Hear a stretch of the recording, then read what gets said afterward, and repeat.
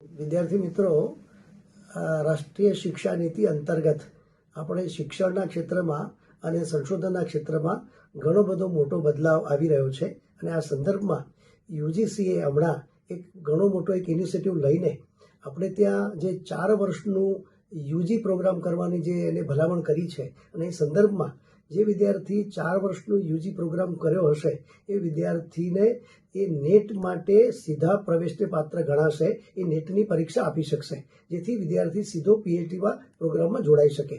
પણ એને સાથે સાથે નેટ પાસ કરવાની એલિજિબિલિટીની સાથે સાથે એને ડિપાર્ટમેન્ટ અને યુનિવર્સિટી દ્વારા યોજવામાં આવતા ઇન્ટરવ્યૂ વગેરે પ્રક્રિયામાંથી પસાર થવું પડશે. એટલે એને હવે 2 વર્ષનું પીજી કરવાની રાહ જોવાની રહેતી નથી. એ યુજી કર્યા પછી પણ પીએચડીમાં પ્રવેશ કરી શકશે.